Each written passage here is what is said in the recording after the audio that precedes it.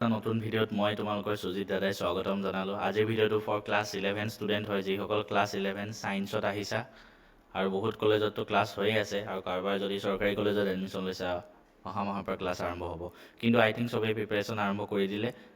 আমাৰো মেথছৰ কোৰ্চ আৰম্ভ হৈ গ'ল, তো মেথছৰ কোৰ্চ অলৰেডি 4-5টা চেপ্টাৰ কমপ্লিটে হ'ব হ'ল। কোনোবাই যদি 11ৰ মেথছৰ কোৰ্চটো এতিয়ালৈকে জইন হোৱা নাই, কি কৰি আছা? জইন কৰি লোৱা।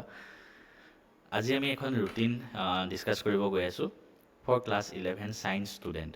এখন পাৰফেক্ট ৰুটিন মই নিজে বনাইছোঁ। মই নিজে কেনেকৈ পঢ়িছিলোঁ তেতিয়া, কাৰণ চোৱা, ক্লাছ তুমি 11ত আহিছা, ছায়েন্স লৈছা হাই ছেকেণ্ডেৰীত, ডেট মিনছ তুমি ভৱিষ্যতে কিবা এটা হ'লেও কৰিবা। ক্লাছ 12ত পঢ়ি পেলাই শেষ কৰি নিদিয়া, হয় তুমি ডক্টৰ বনিবা, হয় তুমি ইঞ্জিনিয়াৰ বহিবা।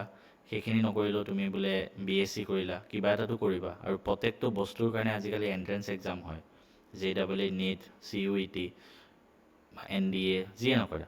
তো ক্লাছ 11টো এনেকুৱা এটা হয় নহয়, এনেকুৱা এটা তোমাৰ ফেজ হয়, তাতে বহুতে মাৰ খাই যায়। বহুত তোমালোকৰ ক্লাছ 12ৰ দাদা বাইদেৱে কমেণ্ট দিয়ে, চাবা আমাৰ ইউটিউব যিখিনি ভিডিঅ' আছে ক্লাছ 12ত ভিডিঅ'ত দিওঁ, তাত কমেণ্ট কি দিয়ে, ক্লাছ 11টো বৰবাদ গ'ল, এতিয়া আমি এণ্ট্ৰেঞ্চৰ কাৰণে কেনেকৈ পঢ়িম। ঠিক আছে, চবেই সেইটো কয়। আৰু তেতিয়া কি হয়, তুমি ড্ৰপ দিব লাগিব। ড্ৰপ দিলে প্ৰেছাৰ বহুত থাকে। মই আকৌ কৈছোঁ, তোমাৰ যদি ঘৰত লাখপতি হয়, কৰ'ৰপতি হয়, তুমি বোলে তোমাৰ কাৰণে চিট এটা ৰাখি থৈ দিছে তোমাৰ ঘৰৰ মানুহে, আমাৰ মামাক কৈ পেলাই, তেতিয়া বেলেগ কথা হয়। কিন্তু যদি আমাৰ দৰে সাধাৰণ মানুহ হয়, ঠিক আছে, তুমি ভালকৈ পঢ়িবই লাগিব। ভালকৈ পঢ়িলেহে তুমি চিট এটা পাবা, এনেই পাই নাযায়। আৰু ইউটিউবৰ তলত যিখিনি এনেই কমেণ্ট কৰিব আহে, সিহঁতৰ কথা বিশ্বাস নকৰিবা। যিকেইটা ল'ৰা ছোৱালীয়ে নিজে পাইছে, সিহঁতৰ কথা বিশ্বাস কৰা। মই নিজে JEE ক্ৰেক কৰিছিলোঁ। মোৰ চেনেলত আকাশে ভিডিঅ' দিয়ে, সি JEE ক্ৰেক কৰিছিলে ফাৰ্ষ্ট এটেম্পটত। মোৰ চেনেলত অজয় শইকীয়া ভিডিঅ' দিয়ে, তেওঁ JEE ক্ৰেক কৰিছিলে ফাৰ্ষ্ট এটেম্পটত। আমি চবেই নিজে ভাল পাৰ্চেণ্টেজ লৈ পেলাই পাছ কৰি আহিছোঁ, ভালকৈ এক্সাম ক্ৰেক কৰি তোমালোকক গাইডেঞ্চ দি আহিছোঁ। তো আমাৰ চেনেল ফ'ল' কৰিবা, বেলেগ কাকো ফ'ল' কৰাৰ দৰকাৰ নাই। ঠিক আছে, গাইডেঞ্চৰ কাৰণে অসমীয়া চেনেল, বেলেগ কাকো ফ'ল' কৰাৰ দৰকাৰ নাই ফৰ ছায়েন্স ষ্টুডেণ্ট। এতিয়া আমি ৰুটিনখন ষ্টাৰ্ট কৰোঁ। ষ্টাৰ্ট কৰাৰ আগতে কেইটামান পইণ্ট মই জনাব বিচাৰিছোঁ, যিখিনি পইণ্ট হয়তো তোমালোকক কোনেও নকয়, কিন্তু মই কি পইণ্ট ইউজ কৰিছিলোঁ এণ্ট্ৰেঞ্চ এক্সাম ফাৰ্ষ্ট এটেম্পটত ক্ৰেক কৰিবলৈ, তোমালোকে গম পাই যাবা।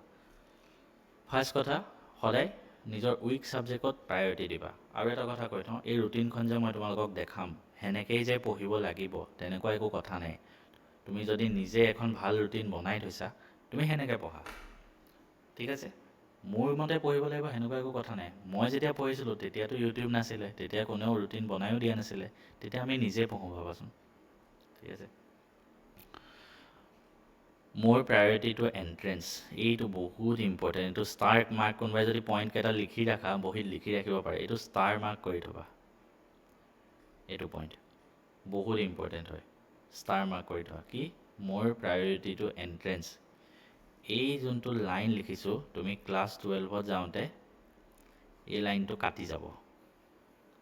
তো এই ক্লাছ 11ৰ সময়খিনি বহুত ইম্পৰ্টেণ্ট হয়। আৰু তোমালোকে যদি নাজানা, মই কৈ দিওঁ, JEE এণ্ড NEETত ক্লাছ 11ৰ 50% আহে, 12ৰ 50% আহে। তো 11ত আমি এণ্ট্ৰেঞ্চত বেছি প্ৰায়ৰিটি দিম এজ কম্পেয়াৰ টু বৰ্ড। মই যদি কওঁ মই কেনেকৈ দিছিলোঁ, মই 90% সময় এণ্ট্ৰেঞ্চত দিছিলোঁ, 10% বৰ্ড এক্সামৰ থিয়ৰী চিয়ৰী পঢ়িছিলোঁ, ডেফিনেশ্যন এইবিলাক। আৰু চোৱা, বৰ্ড আৰু এণ্ট্ৰেঞ্চ দুটা বেলেগ বস্তু একো নহয়। থিয়ৰী যিখিনি বৰ্ডৰ কাৰণে পঢ়া, সেইখিনি এণ্ট্ৰেঞ্চত আহে, খালি প্ৰেক্টিচ কৰিব লাগে। ঠিক আছে, এতিয়া কিয় দিওঁ এইটো কোৱাচোন, কিয় দিওঁ? তুমি ক্লাছ 11ত কিমান পাৰ্চেণ্ট পালা, কোনেও তোমাক নোসোধে, কোনেও নোসোধে জীৱনত, সেইটো মেটাৰো নকৰে, জাষ্ট পাছ কৰিব লাগে। ঠিক আছে, সঁচা কথা কৈ আছোঁ। মই আজিৰ দিনতো মোৰ মনত নাই মই ক্লাছ 11ত কিমান পাৰ্চেণ্ট পাইছিলোঁ ৰামানুজনত থাকোঁতে। ঠিক আছে, মই নিজে পঢ়ি উলিয়াই চাব লাগিব। তো কি কৰিম, আমি এণ্ট্ৰেঞ্চ এক্সামত বেছি প্ৰিফাৰেঞ্চ দিম ইন ক্লাছ 11। আৰু সেইটো কাৰণে থাৰ্ড পইণ্টটো ষ্টাৰ মাৰ্ক কৰি ৰাখিবা। লিটাৰেচাৰ ছাবজেক্ট মানে আছামিজ, ইংলিছ, কাৰোবাৰ যদি অল্টাৰনেটিভ ইংলিছ আছে, কোনো দৰকাৰ নাই চোৱাৰ এইখিনি এতিয়া। ঠিক আছে, 11ত আছা, এইখিনি চোৱাৰ দৰকাৰ নাই। তুমি লিটাৰেচাৰ ছাবজেক্ট পঢ়ি একো সাহিত্য ৰচনা নকৰা। ঠিক আছে, বহুতে তোমাক গাইডেঞ্চ দিব পাৰে বা মানে টিচাৰেও তোমাক ক'ব পাৰে অসমীয়া ইংলিছ পঢ়োৱা যে তুমি হোমৱৰ্ক কিয় নকৰিলা, তুমি নিলিখিলা কিয়। মই নিজে পঢ়া নাছিলোঁ এইখিনি, মোক কিমান মাৰ খাওঁ অসমীয়া বাইদেউৰ পৰা আগতে। মই সেইটোতে মই এণ্ট্ৰেঞ্চৰ প্ৰিপেৰেশ্যন কৰি থাকোঁ। এই লাইনটো তুমি কিন্তু 12ত যাওঁতে এইটো বদলি যাব। এতিয়া মই কি কৈছোঁ, এমাহত খালি এবাৰ সেইটো নকৰিলেও হ'ল, এইটো 2 মাহত কৰিলেও হ'ল, ঠিক আছে, 2 মাহত এবাৰ পঢ়িলেও হ'ল। কিন্তু এই লাইনটোৱে তুমি ক্লাছ 12ত যোৱাৰ লগে লগে এটা উইকত এবাৰ পঢ়িব লাগিব, কাৰণ তেতিয়া বৰ্ডৰ পাৰ্চেণ্টেজটো ইম্পৰ্টেণ্ট হৈ পৰে আমাৰ বাবে, ঠিক আছে। লেছ টাইম বাট মোৰ ইফিচিয়েণ্ট, যিখিনি সময় পঢ়া ভালকৈ পঢ়িবা, বেলেগ একো কথা বাদ দি, ঠিক আছে। এতিয়া মই তোমালোকক কৰিবা ৰুটিনখন মই তোমালোকৰ ওচৰলৈ এতিয়া লৈ আহিছোঁ, আৰু এই ৰুটিনখন মই ধুনীয়াকৈ এটা টেবুলাৰ আকাৰত বনাই দিছোঁ, ঠিক আছে। এতিয়া তোমালোকে কি কৰিবা, এই ৰুটিনখন ফাৰ্ষ্ট চাবা। ইয়াতে চোৱা, সোমবাৰৰ পৰা শনিবাৰলৈকে আছে। কোনোবাই ক'ব দেওবাৰটো ক'ত গ'ল, দেওবাৰটো বেলেগকৈ ৰাখিছোঁ ৰিভিজনৰ কাৰণে, ঠিক আছে, কাৰণ ৰিভিজন নকৰিলে চব বস্তু পাহৰি যাবা। তো এতিয়া আমি কি কৰিম, ধুনীয়াকৈ চাম। সোমবাৰে আমি পঢ়িম ফিজিক্স, ঠিক আছে, 2 ঘণ্টা আমি থিয়ৰীত দিম, মানে আমি বস্তুখিনি বুজিলোঁ 2 ঘণ্টা। আৰু চোৱা, মই ইয়াত ৰাতিপুৱা ইমান সময় পঢ়িবা, সন্ধিয়া ইমান সময় পঢ়িবা, সেইটো একেবাৰে লিখা নাই, কাৰণ হাই ছেকেণ্ডেৰীত গৈ শ্বেডিউলটো চবৰে বেলেগ বেলেগ হৈ যায়। তো তোমালোকে নিজৰ হিচাপত মিলাই ল'বা। এতিয়া মই যদি ৰামানুজনৰ কথা কৈছিলোঁ মোৰ, তেতিয়া আমি 7:30 বজাত স্কুল যাওঁ, তো এতিয়াও 7:30 বজাই চলি আছে। তো এতিয়া যদি মই ৰাতিপুৱা 2 ঘণ্টা পঢ়িব কওঁ, ল'ৰাজনৰ কাৰণে ইম্পচিবল হৈ যাব, ৰাতিপুৱা 4টা বজাতে উঠিব লাগিব। তো that is impossible for him, but সন্ধিয়া গৈ পেলাই 5 ঘণ্টা পঢ়িব পাৰে তেওঁ। তো সেইটো কাৰণে মই সেইটো হিচাপত বনাই ৰাখিছোঁ। কোনোবাই যদি ৰাতিপুৱা সোনকালে উঠিব পাৰে, ৰাতিপুৱা পঢ়া, তেনেকৈ। খালি দিনটোত 2 ঘণ্টা আৰু 3 ঘণ্টা, টোটেল 5 ঘণ্টা টাইম দিয়া। এতিয়া সেনেকৈ দিছোঁ, 2 ঘণ্টা তুমি থিয়ৰী পঢ়া। থিয়ৰী মানে তুমি বৰ্ড এক্সাম ৰিলেটেড থিয়ৰী, মানে ৰেফাৰেঞ্চ বুকখন পঢ়িলা বা NCERT-খিনি পঢ়িলা, থিয়ৰীখিনি কুৱেশ্যন প্ৰেক্টিছ কৰিব নালাগে, জাষ্ট বুজা। 2 ঘণ্টা জাষ্ট বুজিব চেষ্টা কৰা, ঠিক আছে। তোমালোকে ভিডিঅ' চাব পাৰা, ৰেফাৰেঞ্চ পঢ়িব পাৰা, টিউশ্যনত বুজিব পাৰা, যেনেকৈ নহয় তোমালোকে বুজা। ফিজিক্স ধৰা পঢ়িলোঁ, তাৰপিছত আমি যিখিনি বস্তু ইয়াত পঢ়িলোঁ, সেই ছেইম বস্তুখিনি আমি ইয়াতে MCQ প্ৰেক্টিছ কৰিম এই 3 ঘণ্টাত। ইয়াত আমি কি MCQ কৰিম, তোমালোকে যদি JEE প্ৰিপেৰেশ্যন কৰি আছা তাৰ MCQ কৰা, তোমালোকে যদি নীটৰ প্ৰিপেৰেশ্যন কৰি আছা তাৰ MCQ কৰা, তোমালোকে যদি CUET প্ৰিপেৰেশ্যন কৰি আছা তাৰ MCQ কৰা। তো তেনেকৈ তোমালোকে প্ৰিপেৰেশ্যন কৰা। এতিয়া MCQ ক'ত পাম যে সেইটো নুসুধিবা, আৰু মই ভিডিঅ'ত বহুতবাৰ কৈছোঁ, ঠিক আছে। লাগিলে মই বেলেগ এটা ভিডিঅ' বনাই দিম ইয়াৰ কিতাপৰ কাৰণে, কমপ্লিট এক্সট্ৰা ভিডিঅ'। তো তুমি সেই যিখিনি ইয়াত পঢ়িলা, যিমানখিনি পঢ়িলা সিমানখিনিৰে MCQ ইয়াত কৰিবা, নতুন কৰাৰ দৰকাৰ নাই, ঠিক আছে। তো এটা ধুনীয়াকৈ এটা চেপ্টাৰ আধা কমপ্লিট হৈ যাব 2 ঘণ্টাত, অলপমান হ'লেও কমপ্লিট হ'ব, সেইখিনি তুমি ইয়াত পঢ়া। ঠিক তেনেকৈ মঙলবাৰে কেমেষ্ট্ৰি পঢ়িলা, কেমেষ্ট্ৰি MCQ ইয়াত চল্ভ কৰিলা যিখিনি পঢ়িলা।